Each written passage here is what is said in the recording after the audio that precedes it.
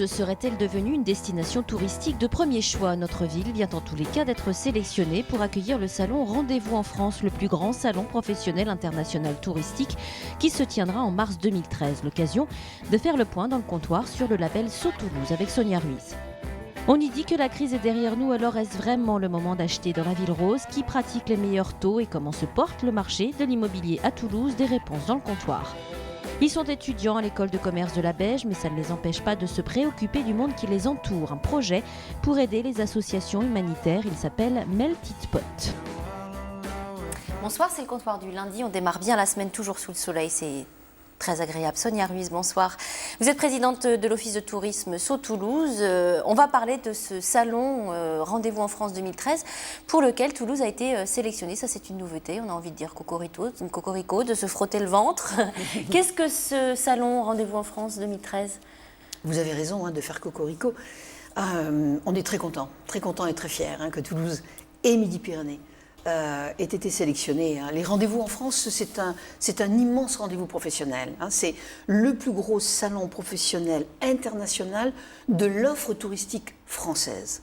N'est-ce pas ? C'est ça, de l'offre touristique française. Et ça va se passer à Toulouse, aussi en Midi-Pyrénées, mais ça va se passer essentiellement à Toulouse. Donc c'est excessivement important.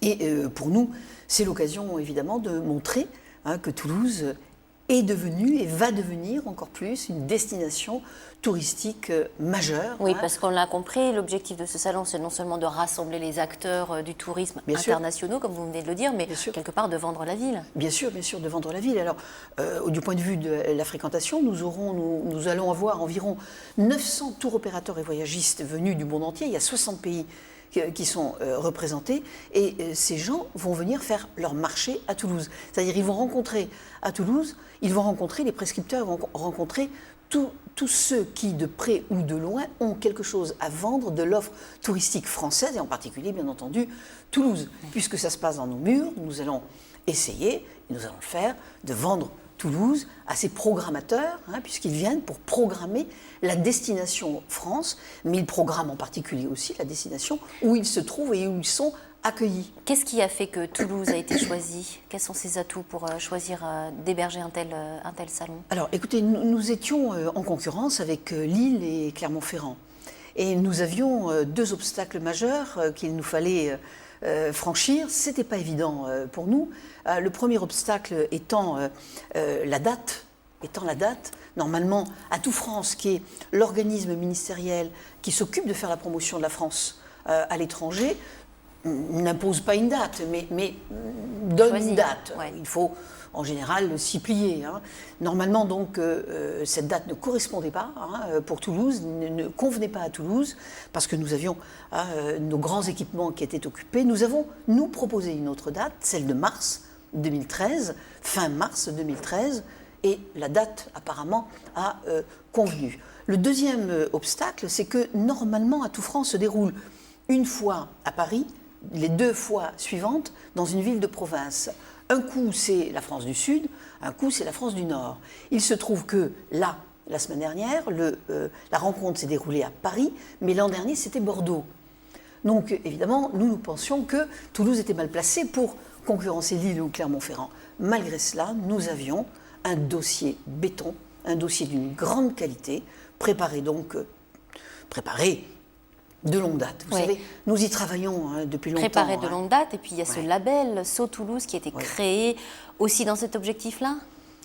Pas uniquement, le label Saut Toulouse. Il était créé en février, Oui, c'est ça. Février 2012. Mais nous y travaillons depuis l'année 2010 et on l'a préparé avant déjà. En arrivant, nous savions qu'il nous fallait une marque d'identification. C'est ça, parce que qu'est-ce que ça veut dire pour les Toulousains, Saut Toulouse? Qu'est-ce que c'est? À quoi ça sert finalement? Vous savez, ça veut dire la même chose que quand vous aimez les marques, quand vous vous habillez, que vous portez des chaussures ou des habits de marque. Voilà, vous êtes vus. Vous êtes vus et en plus, souvent, vous faites partie d'un segment de population, d'un groupe. Vous faites partie d'un groupe. Eh bien, là, c'est l'ensemble des Toulousains qui va porter en quelque sorte cette marque et qui va la porter à l'extérieur. Ce sont les Toulousains qui vont devenir les ambassadeurs de ce qu'est à Toulouse, avec ses atouts, avec ses richesses, Alors avec ses justement, merveilles. quels sont les atouts de la Ville Rose aujourd'hui pour pouvoir rayonner au niveau international? Alors, oui, vous parlez de Parce que rayonnement. les Américains, quand ils viennent à Toulouse, ils nous parlent de gastronomie, mais Toulouse, c'est pas que la gastronomie. Ils ne parlent pas que de gastronomie, bien Ou entendu. de rugby.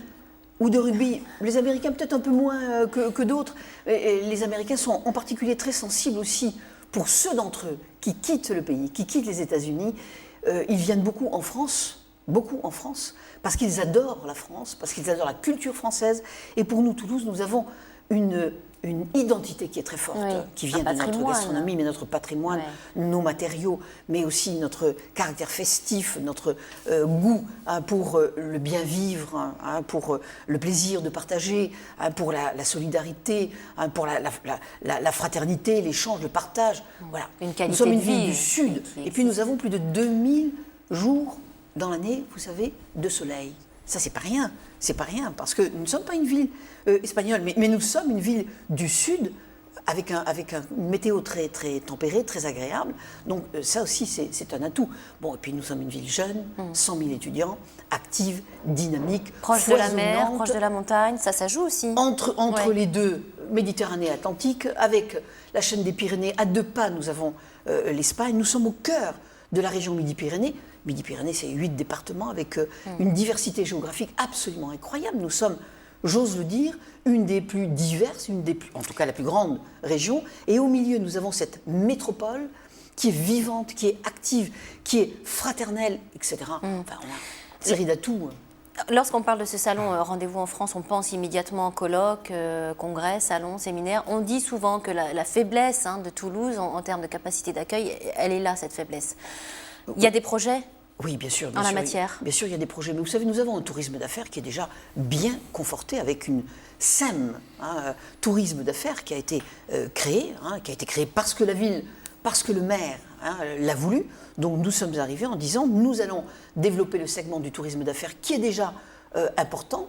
Voilà. Mais il y a encore Un des chiffre- choses à faire, notamment en capacité hôtelière. Oui, mais nous avons considérablement développé notre capacité hôtelière. Nous avons aujourd'hui 8000 chambres à Toulouse.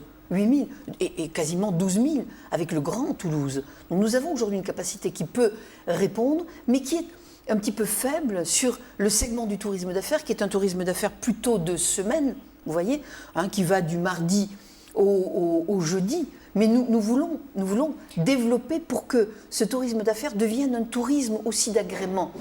Et Il y a pour des projets dans ce sens d'établissements hôteliers dits luxe. Bien sûr, bien sûr. 5 étoiles nous avons luxe des dans 4 étoiles, Toulouse. nous avons 5 étoiles. Oui.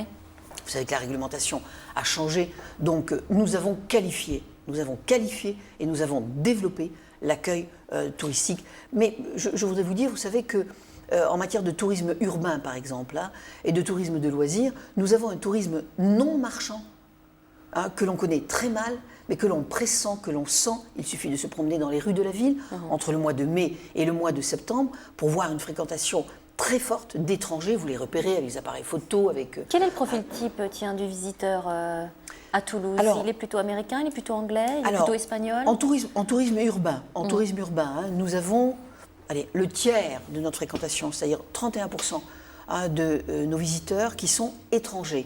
Parmi ces étrangers, nous avons des Espagnols, Oui, nous avons des Allemands, des Anglais, des Belges, ensuite des Italiens, et ensuite on part vers les destinations plus lointaines. Mais donc c'est très européen, mais aussi des Américains, 17%, ils sont quand même importants.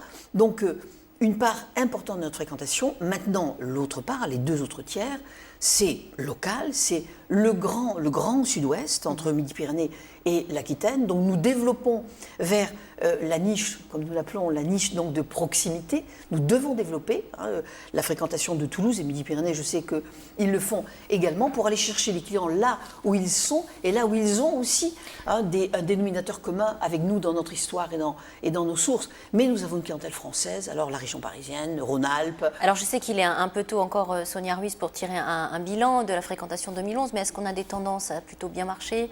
C'est Oui. plutôt en augmentation ou pas? Absolument. Les sites les plus visités? L'année 2011 a été une excellente année. Que ce soit pour... Vous n'allez pas nous dire le contraire en même temps. Non, mais j'aurais pas non plus intérêt à vous mentir, n'est-ce pas, ou à transformer. C'est une réalité. Ouais. C'est une réalité. Nous en sommes un peu étonnés parce que nous sommes dans un contexte global de crise, mais nous savons que ça a été une très très bonne année. Pour l'hôtellerie, une très bonne année, en particulier les hôtels du centre-ville. Oui. Hein. Et pour l'Office de tourisme dans sa fréquentation, même si nous sommes en période de travaux autour du donjon, sur ce square que nous voulons qualifier, que nous voulons embellir pour mieux accueillir les visiteurs. Nous avons un petit peu souffert, l'Office et le tourisme, la fréquentation de l'Office, mais nous savons qu'elle est en hausse. Je vous donne même un petit détail. Nous avons 33% de fréquentation en moins à l'Office de tourisme, mais nous avons 1% de consommation en plus de la boutique. C'est un signe, si vous voulez, qui touche l'ensemble de la ville. Voilà. Donc très rapidement pour conclure, quels sont les sites ou les endroits les plus visités toujours à Toulouse? On parlait souvent de la Cité de l'Espace, c'est toujours le cas? Oui, c'est toujours le cas. La Cité d'Espace et le Muséum. Là, nous sommes dans des chiffres entre 200 000 et 250 000 visiteurs. C'est quand même tout à fait signifiant. Après, vous avez le Capitole, les grands musées, les grands monuments, le Capitole, Saint-Cernin, l'église des Jacobins. En musée, nous avons aussi les Augustins qui fait de très belles chiffres. Alors bien sûr, après vous avez le tourisme scientifique avec Airbus qui également est en progression constante pour les chaînes des avions. Donc on rappelle, Toulouse est sélectionnée pour accueillir le salon Rendez-vous en France en 2013. Peut-être qu'il faudra sortir de la ville au mois de mars 2013. Il va y avoir beaucoup de monde. Il va y avoir beaucoup de monde. Mais non, il ne faut pas sortir. Il faut les accueillir dans la rue, leur sourire et tout faire pour qu'ils soient contents d'être là et qu'ils reviennent, eux, et surtout qu'ils nous amènent beaucoup de monde. Merci Sonia, vous restez avec nous évidemment. Vous parliez de crise, moi j'ai envie de vous demander, Brice, on dit que la crise est derrière nous. Est-ce que c'est vrai? Aujourd'hui, on a eu des taux d'intérêt qui ont baissé depuis le début d'année. Donc ça permet à pas mal d'acquéreurs de continuer à accéder à la propriété. Ouais. Et sur Toulouse, on a un microclimat puisqu'on a des taux d'intérêt qui font partie des plus bas de la France. Donc aujourd'hui, sur Toulouse, on n'est pas impacté et on a l'impression qu'on va sortir de cette crise. Alors, vous êtes directeur CAFPI Rive Gauche, Toulouse.